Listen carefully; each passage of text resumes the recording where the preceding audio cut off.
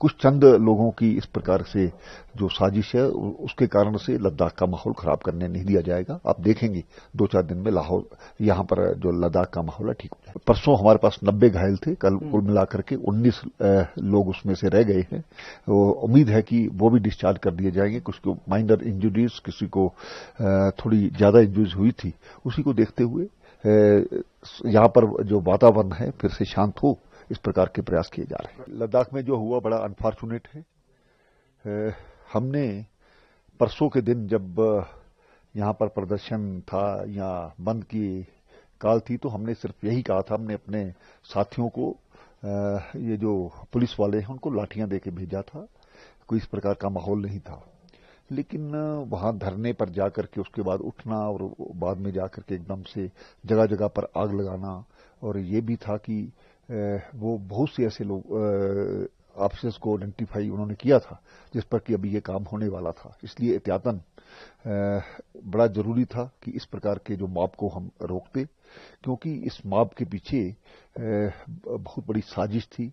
जो बहुत से लोग बाहर से भी थे जो हमारे ध्यान में चीजें आई है।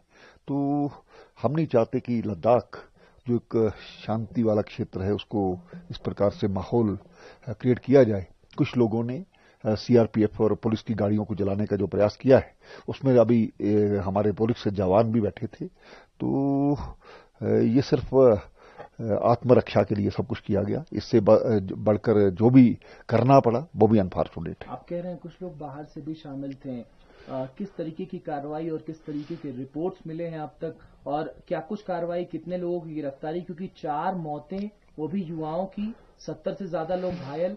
और जब भी हम लद्दाख की बात करते हैं तो हमें शांति दिखाई देती है, और मुझे तो पिछले 20-30 सालों में ऐसा कोई रिवॉल्ट दिखाई नहीं देता। देखिए, इसको रेवोल्यूशन नहीं किया जा सकता, कहा जा सकता है, इसको साजिश कहा जा सकता है। नंबर 1। नंबर 2, लद्दाख अभी भी शांति प्रिय है, लेकिन जो लोग कुछ इस माहौल बिगाड़ना चाहते हैं उनको नहीं बिगाड़ने देंगे।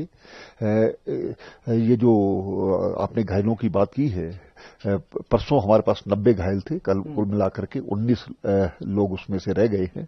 उम्मीद है कि वो भी डिस्चार्ज कर दिए जाएंगे। कुछ को माइनर इंजरीज, किसी को थोड़ी ज्यादा इंजरीज हुई थी, उसी को देखते हुए यहां पर जो वातावरण है फिर से शांत हो, इस प्रकार के प्रयास किए जा रहे हैं।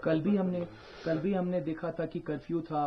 163 इम्पोज किया गया है, किसी को कोई वो नहीं है। लोगों का इकट्ठा होना वो ठीक नहीं है। एहतियातन स्कूल और कॉलेजेस बंद किए गए हैं।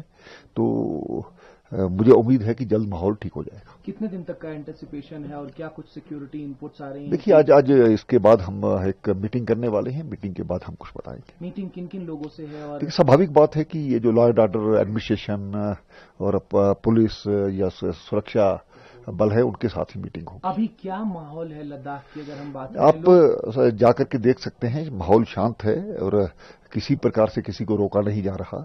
तो केवल ये है कि इकट्ठे होकर के जुलूस निकालने में और दूसरी चीजें में। जो प्रोटेस्टर्स थे उसमें काफी युवा भी शामिल थे सर। कई जगह से ये इनपुट्स आ रही हैं कि सोनम वांगचुक की तरफ से प्रोवोक किया गया कई लोगों को हिंसा में शामिल होने के लिए। हालांकि सिक्योरिटी फोर्सेस पर भी तमाम सवाल उठ रहे हैं कि उन्होंने भी जो है बल का ज्यादा प्रयोग किया। देखिए, वीडियोस जो सामने आई हैं, किस प्रकार से एक शांत माहौल था उसको भड़काने की कोशिश की गई, उसके बाद ही इस प्रकार की जो कार्रवाई हुई है। हम नहीं चाहते कि हमारे युवाओं का जो भविष्य है वो खराब हो। तो मुझे लगता है कि जो जांच जो चल रही है उसमें से बहुत चीजें सामने निकल करके आएंगी। कौन लोग थे, कौन हैं, किनको पकड़ा गया है, काफी लोगों से पूछताछ की जा रही है। एक जायज सवाल है सर कि जो फायरिंग हुई सिक्योरिटी फोर्सेस की तरफ से, उपराज्यपाल के तौर पर क्या आप उसके इन्वेस्टिगेशन के लिए भी ऑर्डर देंगे? बिल्कुल, उसके लिए भी ऑर्डर किया जा रहा है। जी। आप जो बाहर के लोग अब लद्दाख को देख रहे हैं, तमाम टूरिस्ट आते हैं, उनके मन में डर भय का माहौल है सर। उपराज्यपाल के नाते आप उनको क्या मैसेज देंगे? देखिए, लद्दाख अब कैसा है? लद्दाख का माहौल शांत कर लिया जाएगा। जो लोग भी इसमें इन्वॉल्व थे उनको चिन्हित किया गया है। आगे से इस प्रकार की कोई घटना हो उसको बर्दाश्त नहीं किया जाएगा।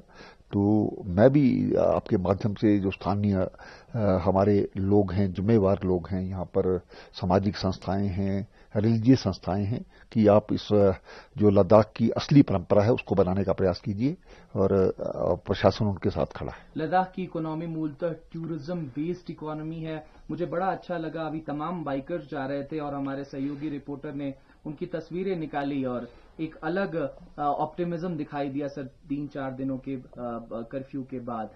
तो जो टूरिज्म बेस्ड इकोनॉमी है उसको फिर से आगे बढ़ाने के लिए आप तमाम लोगों से क्या अपील करना चाहेंगे? आप कहेंगे कि आप लद्दाख आइए? हाँ, बिल्कुल। हमारा जो प्रशासन है पहले से ही टूरिज्म के लिए बहुत से रास्ते खोल रहा है। उसके लिए भारत सरकार की तरफ से भी बहुत सी ऐसी स्कीम्स हैं।